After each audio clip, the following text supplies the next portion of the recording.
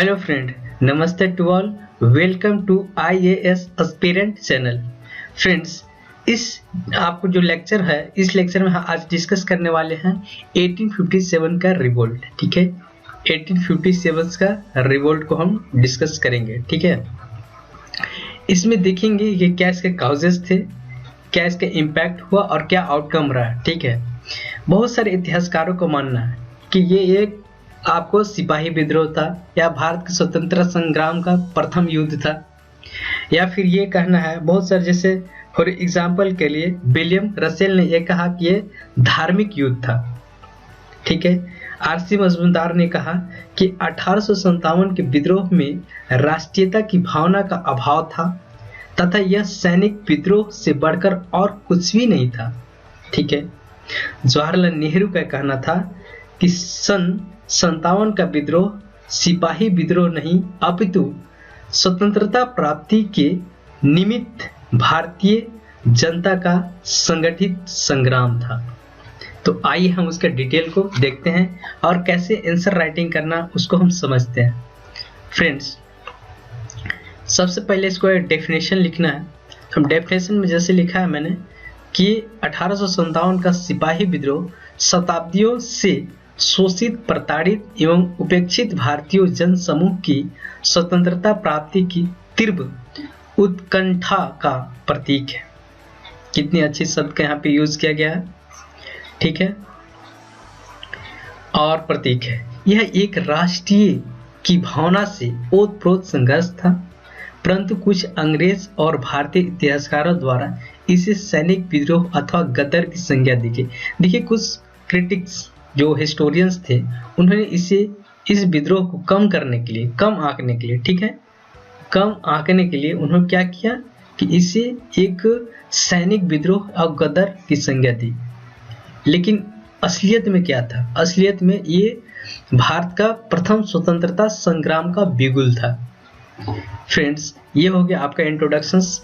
अब देखेंगे एक हिस्टोरियंस का कुछ स्टेटमेंट, जैसे यहाँ पे जस्टिस है ना, जस्टिस मैकार्थी का स्टेटमेंट्स, विनायक दामोदर सावरकर का स्टेटमेंट्स को मैंने लिखा है। जैसे इनका कहना है जस्टिस मैकार्थी का कि 1857 का विद्रोह केवल सैनिक विद्रोह नहीं था, अभी तो यह भारतीयों का अंग्रेजों के विरुद्ध धार्मिक, ठीक है, यहाँ पे देखिए, धार्मिक सैनिक शक्तियों के साथ राष्ट्रीय अस्मिता की रक्षा के लिए लड़ा गया युद्ध था। ठीक है, 1857 का विद्रोह जब ब्रिटिश सावरकर ने क्या कहा? 1857 का विद्रोह स्वधर्म, देखिए यहाँ पे क्या, स्वधर्म और राजस्व मतलब स्वयं के राज के लिए लड़ा गया राष्ट्रीय संघर्ष था। ठीक, राष्ट्रीय संघर्ष था। फ्रेंड्स, 1857 का विद्रोह का कारण क्या थे? कारण क्या थे? तो इसको हम इस यहाँ पे जानेंगे। कारण क्या थे? इसका जो हम कारण को डिवाइड किया है, पहले इकोनॉमिक रीजन, ठीक है, political reasons, immediate reasons and socials, religious cause and प्रशासनिक कारण। ठीक है, इसमें मैंने डिवाइड किया। आखिर आर्थिक कारण था क्या? आर्थिक कारण थे क्या, इसको हम समझेंगे। आर्थिक कारण थे कि जैसे कि किसानों और जमींदारों पर भारी भरकम कर वसूलते थे, उन्हें टैक्स इंपोज कर देते थे, उनसे बहुत भारी भरकम टैक्स को कलेक्ट करते थे। उससे क्या होता था कि जो किसान थे वो पे नहीं कर पाते थे, चुका नहीं पाते थे। दूसरा है इंग्लैंड में औद्योगिक क्रांति, ठीक है, इंडस्ट्रियल रेवोल्यूशंस के कारण के बाद ब्रिटिश निर्मित वस्तुओं का प्रवेश भारत में हुआ, जिससे भारत के कपड़ा उद्योग को बर्बाद कर दिया। अब क्या होता था कि यहाँ से रॉ मटेरियल्स को ले जाते थे, वहाँ पे बनाते थे, ठीक है, और उसको भारतीय आपका टेरिटरी में उसको प्रवेश कराते थे, उसमें टैक्स को छूट देते थे, जबकि भारतीय प्रोडक्ट्स पर क्या करते, टैक्स को इंक्रीज कर देते थे, टैक्स को इंक्रीज कर देते थे। ठीक है, इंडियंस प्रोडक्ट पे, तो उनका जो सामान था इजिली हम खरीद पाते थे, तो उनका जो हमारे इंडस्ट्रियलिस्ट, जो हमारे जो इंडस्ट्री वाले थे या छोटे मोटे जो औद्योगिक लोग थे, वो क्या, वो बर्बाद हो गए। ठीक है। तीसरा मेन कारण था, ब्रिटिश का कहना था कि मैंने इंडिया में रेल को बिछाया, बट रेल क्यों बिछाया? खुद के लिए बिछाया। उन्होंने रेल सेवा के आने से ग्रामीण क्षेत्र के लघु उद्यम की नष्ट हो गई, क्योंकि क्या हुआ कि ये रेल का जो विस्तार हुआ, ठीक है, वो रिमोट एरिया में भी हो गया। ठीक है, रिमोट एरिया में भी अब वहाँ प्रोडक्ट्स, जो ब्रिटिश प्रोडक्ट्स थे, वहाँ पहुँचने लगे, तो वहाँ के लोग वहाँ पे परचेज करने लगे। तो जो लोकल जो थे, ठीक है ना, लोकल उद्यमी, ठीक है, वो उनका नष्ट हो गया, वो कुछ कर नहीं पाए। ठीक है।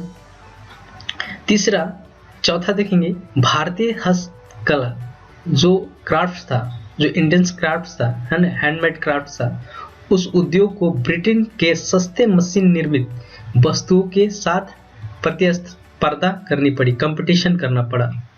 जो हाथ से बना हुआ था वो तो हाथ से बना हुआ है, जो मशीन से बना हुआ वो काफी अट्रैक्टिव लगता था, तो वहां पे हमें कंपटीशंस झेलनी पड़ी, जो कि भारतीय मार्केट में उन्हें आसानी से कम टैक्स के साथ इम्पोज करके ब्रिटिश गुड्स को हमारे यहाँ लाया गया।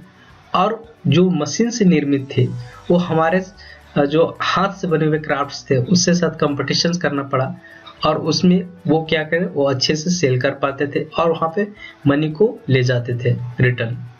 तो यहाँ हमारा यह भी नुकसान हुआ। तो ये आपको एक इकोनॉमिक कारण था। राजनीतिक कारण क्या था, पॉलिटिकल रीजन क्या थे? तो पॉलिटिकल रीजन था सबसे पहले उनका विस्तारवाद का नीति, एक्सपेंशनिस्ट पॉलिसी। ठीक है। 1857 का विद्रोह का प्रमुख राजनीतिक कारण अंग्रेज की विस्तारवादी नीति, जिसमें यहाँ डॉक्ट्रिन ऑफ लैप्स, बेपगत का सिद्धांत, डॉक्ट्रिन ऑफ लैप्स। ठीक है।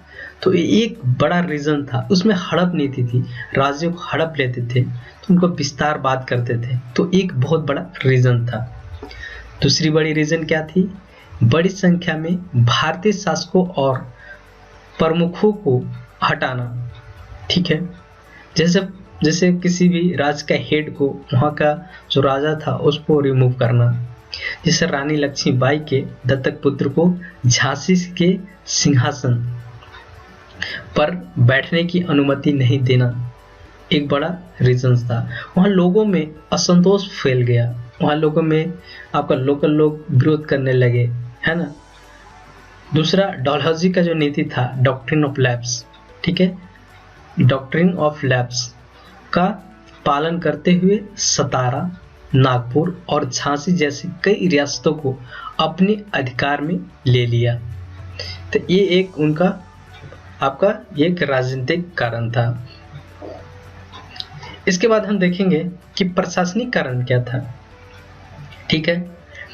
जो एडमिनिस्ट्रेटिव रीजन क्या थी, पहला था कंपनी प्रशासन में व्याप्त भ्रष्टाचार, करप्शन एक बहुत बड़ी रीजन थी, जिसे विशिष्ट रूप से पुलिस, निम्न अधिकारियों एवं अधीनस्थ अदालतों में असंतोष का एक मुख्य कारण था। ठीक है। ऐसे जगहों पे एक भ्रष्टाचार काफी मात्रा में थी, बहुत सारा संख्या में आपका वहां पे भ्रष्टाचार देखने को मिल जाता था। दूसरा एक और कारण था कि आपको प्रशासनिक स्तर पर भारतीयों के उच्च पदों पर अनुपातिक प्रतिनिधित्व का न होना, एक बहुत बड़ा दूसरा रीजन था। जो मेन रीजन मुझे लगता है इस विद्रोह का, वो है सोशल एंड रिलीजियस कारण, सामाजिक और धार्मिक कारण। कंपनी शासन के विस्तार के साथ साथ अंग्रेजों ने भारतीयों के साथ अमानुषिक व्यवहार करना प्रारंभ कर दिया। एक जो मनुष्य का व्यवहार होता है ना, ह्यूमन बिहेवियर्स जो होता है, वैसे बिहेव नहीं करते थे। हमें जानवरों की तरह एनिमल्स की तरह ट्रीट करते थे। ठीक है। एनिमल की तरह वो ट्रीट करते थे। ठीक है। तो इस तरह का व्यवहार था उनका। दूसरा रीजन था अंग्रेजों के रहन सहन, ठीक है, उनका जो जो आपका मॉडर्न स्टाइल था वो हमें आपको व्यवहारिक रूप से हमारे भारतीय एक्सेप्ट नहीं कर पा रहे थे। उनका जो इनोवेशंस थी इस पे भारतीय के कल्चर पर एक एडवर्स इफेक्ट डाला, ठीक है, सामाजिक मान्यता पर बड़ा गहरा असर हुआ। तीसरा देखते हैं कि 1850 में एक अभी 1857 का एक अनियम, ठीक है, अनियम द्वारा वंशानुक्रम के हिंदू कानून को बदल दिया। कुछ ऐसे कानून थे जो हिंदू के मान्यता के अनुसार थे, उसे चेंज कर दिया गया। फिर एक रीजन था, कन्वर्जन भी एक बहुत बड़ा रीजन था, जिसमें ईसाई धर्म को अपना लेने वाले जो ईसाई धर्म में कन्वर्ट हो जाते थे उनके लिए भारतीयों को पदोन्नति पर कर दी जाती थी। अगर कोई पोस्ट उन्होंने ऑक्युपाई किया है, ठीक है, या पोस्ट में होल्ड किया है, ठीक है, तो उसमें अगर वो ईसाई धर्म में कन्वर्ट करते थे, ठीक है, तो वो उनको पदों का उन्नति कर दिया जाता था, बढ़ा दिया जाता था, ठीक है। साथ ही साथ यह यहाँ तक कि रेलवे और टेलीग्राफ की शुरुआत को भी संदेह की दृष्टि से देखा जाता था। लोगों को मानना था कि यहाँ पे जो लोग हैं उनको जो कल्चर्स है, वो जो जिस ढंग से रह रहे हैं उनको हस्तक्षेप किया जा रहा है, उनको डिस्टर्ब किया जा रहा है, ठीक है, इस तरह के इनोवेशंस थे, तो उसके अगेंस्ट थे, ठीक है। एक और आपको सोशल रीजन है सती प्रथा तथा कन्या भ्रूण हत्या जैसी प्रथाओं को समाप्त करने और पूर्ण विवाह रीमैरेज, ठीक, को वैध करना, ठीक है, बनाने वाले कानून को स्थापित सामाजिक संरचना के लिए खतरा माना जाता था। उस समय उन लोगों को मानना था कि हमारे जो संस्कृति है, हमारा जो कल्चर है, उसको डिस्टर्ब कर रहे हैं अंग्रेज। तो एक बहुत बड़ा ये भी एक कारण था, ठीक है। शिक्षा ग्रहण करने के पश्चिमी तरीकों हिंदुओं के साथ साथ मुसलमानों की रूढ़िवादिता को सीधे चुनौती दे रहे थे। देखिए, जो इंग्लिश का जो मॉडर्न एजुकेशन था वो इंडियंस एक्सेप्ट नहीं कर रहे थे। जैसे फॉर एग्जांपल मुस्लिम अपना रिलीजियस टेक्स्ट पढ़ाना चाहते थे, हिंदू अपना पूजा पाठ की आपको जो सामग्री ने जो ग्रंथ थे तो वो पढ़ाना चाहते थे, अपर रिलीजियस। लेकिन जो मॉडर्न एजुकेशन को जो अंग्रेज लाना चाहते थे तो वो ये उस समय का रूढ़िवादिता ये सोच थी कि हमारे कल्चर्स को डिस्टर्ब किया जा रहा है, ठीक है, तो ये भी एक उस एजुकेशन को एक्सेप्ट नहीं कर रहे थे, ठीक है। ये आपको उस समय का कारण था, बट ये तो आपका लॉन्ग टर्म था। लेकिन जो इमीडिएट रीजन था, तत्कालीन कारण था, वो क्या थे? तत्कालीन कारण थे कि 1857 के विद्रोह का तत्कालीन कारण यह था कि लोगों को ऐसा पता चला, है ना, ऐसा पता चला जो आपको जो वहाँ पे इंडियंस थे उनको ऐसा पता चला कि जो एनफील्ड नया राइफल्स था, ठीक है, नया एनफील्ड राइफल था, उसमें जो यूज होने वाले करतूस थे, ठीक है, करतूस में गाय और सुअर का चर्बी का प्रयोग किया जा रहा था, ठीक है। तो हिंदुओं और मुसलमानों ने दोनों सिपाहियों ने उनका इस्तेमाल करने पर इनकार कर दिया, ठीक है, यहाँ पर देखेंगे उसको इनकार कर दिया। उनका मानना था कि ये हमारे रिलीजन्स को ठेस पहुंचा रहा है। हिंदू को गाय वर्जित थी, मुसलमानों को सुअर, ठीक है, तो रिलीजियस को डिस्टर्ब कर रहे थे, ऐसा उनका मानना था और इसलिए उन्होंने इसका प्रयोग करने से मना कर दिया।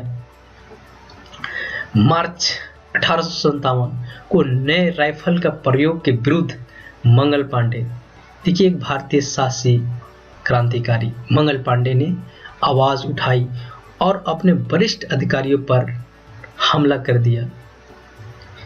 8 अप्रैल वो दिन था, 8 अप्रैल 1857 ईस्वी को मंगल पांडे को फांसी दे दी गई, ठीक है। 9 मई 1857 को मेरठ में 85 भारतीय सैनिक ने नई राइफल का प्रयोग करने से इनकार कर दिया तथा विरोध करने वाले सैनिक को 10-10 वर्ष की सजा दी गई। देखिए यहाँ तो विरोध अब तो बढ़ते जा रहा था। यहाँ भी जो विरोध था एक छोटे लेवल से एक बड़े लेवल की तरफ बढ़ता जा रहा था। ठीक है, इस विरोध का जो प्रमुख केंद्र थे उसको हम देखेंगे। अगर इलाहाबाद की बात करें तो लियाकत अली, ग्वालियर की बात करें तो तात्या टोपे। ठीक है, अगर हम बात करें झांसी की तो रानी लक्ष्मीबाई।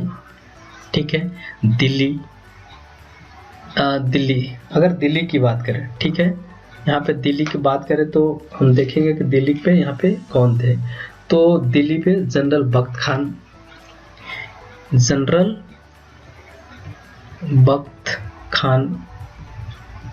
ठीक है, बख्त खान थे।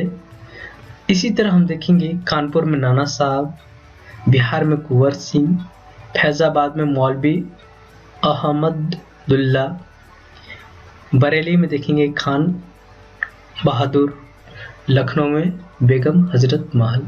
तो ये कुछ ऐसे केंद्र थे जहां से जो क्रांतिकारी थे उन्होंने अपना मोर्चा संभाला। ठीक है,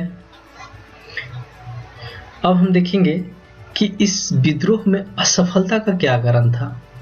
ठीक है, क्यों ये विद्रोह असफल रही, तो इसको हम जानने का प्रयास करेंगे।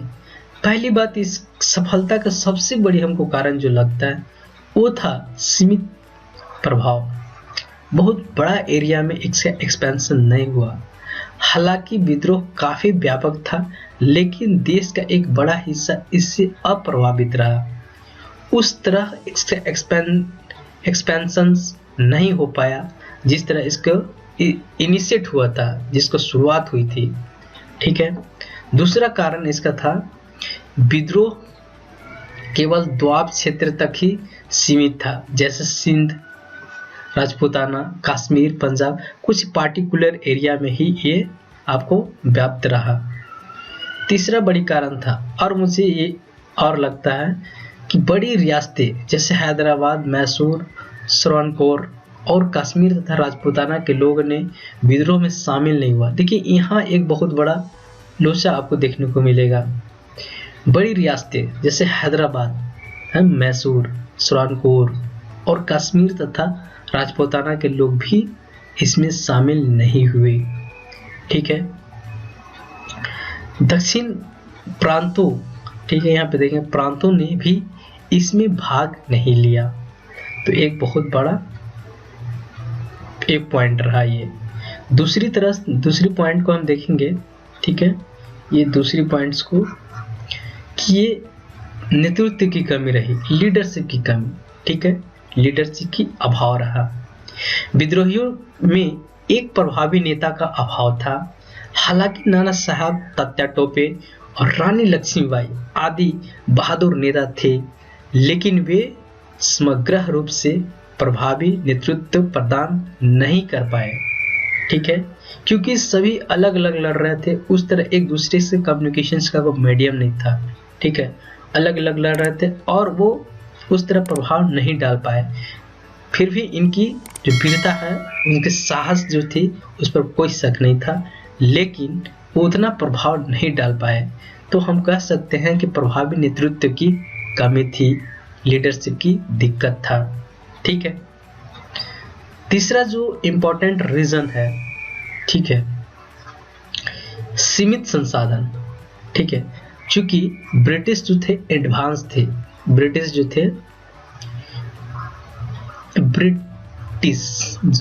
थे वो क्या थे, एडवांस थे, जबकि हमारे पास एक लिमिटेड रिसोर्स था। ठीक है, हमारे पास क्या था, इंडिया के पास क्या था, लिमिटेड रिसोर्स था।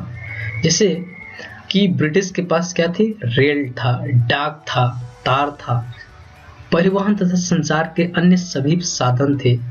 ठीक है, इसलिए विद्रोह के पास हथियार और धन की कमी उनके पास थे, लेकिन इंडियंस के पास क्या थे, इंडियंस के पास उस तरह के एडवांस रिसोर्सेस नहीं थे। हमारे पास हथियार की कमी थी, ठीक है, हमारे पास मनी की कमी थी, ठीक है, ये हमारा एक रिसोर्स का भी प्रॉब्लम रहा। चलिए देखते हैं, और एक और मेजर रीजन था कि जो मिडिल वर्ग के लोग थे, ठीक है, मध्य वर्ग की भागीदारी नहीं रही। मध्य वर्ग की भागीदारी उस तरह नहीं रही जो अंग्रेज शिक्षा प्राप्त मध्य वर्ग, बंगाल के अमीर व्यापारी और जमींदारों ने विद्रोह को दबाने में अंग्रेज की मदद की। बहुत सारे लोगों ने, इंडियंस ने क्या किया कि अंग्रेजों को दबाने में मदद किया। ये तो हमने देखा असफलता का कारण, ठीक है, लेकिन अब हम देखते हैं कि विद्रोह का परिणाम क्या रहा, ठीक है, what was the outcome, what was the outcome, ठीक है। अब हम आउटकम को देखेंगे। तो आउटकम क्या रहा, देखिए, ये एक तरह से कह सके कि असफल रहा, ठीक है, ये पूरी तरह सफल नहीं हो पाया, लेकिन इसका एक व्यापक, ठीक है, एक लार्ज स्केल पर इसका प्रभाव पड़ा, ठीक है। तो हम पहला पॉइंट देखते हैं। पहला पॉइंट देखते हैं कि कंपनी शासन का अंत, ठीक है ना, जो कंपनी का जो शासन था अब अंत हो गया। वो क्या हुआ कि 1857 का महान विद्रोह आधुनिक भारत के इतिहास में एक ऐतिहासिक घटना थी। ब्रिटिश ने ऐसा सोचा भी नहीं था जिस तरह उतना लार्ज स्केल पर ये आपको रिवोल्ट हुआ, ठीक है ना। तो यह विद्रोह भारत में ईस्ट इंडिया कंपनी के शासन का अंत का कारण बना, ठीक है। ईस्ट इंडिया कंपनी का क्या हुआ, इसका अंत का कारण बना। ब्रिटिश, और ये जो है सत्ता जो है वो ब्रिटिश क्राउन को ट्रांसफर हो गया, ब्रिटिश क्राउन को ये सत्ता ट्रांसफर हो गया, ट्रांसफर, ठीक है। दूसरा पॉइंट था कि ब्रिटिश राज का प्रत्यक्ष शासन, डायरेक्ट शासन, ब्रिटिश राज ने भारत के शासन की जिम्मेदारी सीधी अपने हाथों में ले ली, जो पहले मैंने मेंशन किया। इस घोषणा से पहले वायसराय लॉर्ड कैनिंग ने इलाहाबाद में की थी, ठीक है। अब देखते हैं, भारतीय प्रशासन को महारानी विक्टोरिया ने अपने अधिकार में ले लिया।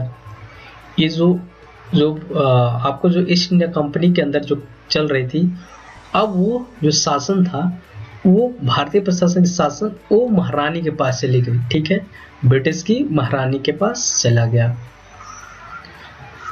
चली गई, उस ने अधिकार में ले लिया, जिसका प्रभाव ब्रिटिश संसद पर पड़ा, ठीक है।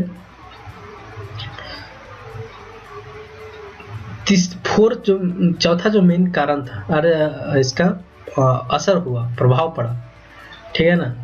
इसका प्रभाव ये पड़ा कि रिलीजियस टॉलरेंस, ठीक है, हुई। जो रिलीजियस को फॉलो करने में डिस्टर्ब कर रहे थे, जो इंडियंस को आपको इंटरफेयर कर रहे थे, उसको कंट्रोल हुआ।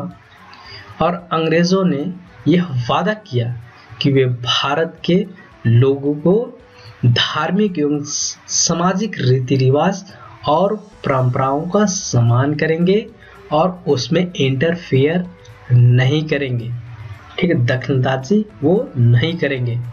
ये उन्हें इंश्योर किया, ठीक है, उन्हें इंश्योर किया, ठीक है। प्रशासनिक परिवर्तन, ठीक है, जो एडमिनिस्ट्रेशन में जो करप्शंस था और बहुत सारे जो आपका लूप होल थे उसमें परिवर्तन हुआ। भारत के गवर्नर जनरल के पद को अब उसको वायसराय के पद में ट्रांसफर कर दिया गया, ठीक है। भारतीय शासकों अधिकारों को मान्यता दी गई। अब जो भारतीय शासकों से जो छीनी गई थी वो जगह, under the doctrine of lapse के अंदर जो जगह छीने गई थी, जो शासकों, जो लोकल्स, आपको वहाँ के जो राजा थे उनको जो रिमूव किया गया था, उसको पुनः भारतीय शासकों को अधिकारों को मान्यता दे दी गई। जो डॉक्ट्रिन ऑफ लैप्स था, ठीक ना, व्यापकता की सिद्धांत को समाप्त कर दिया गया। ठीक है, ये डलहौजी साहब ने लाया था और उसे लॉर्ड डलहौजी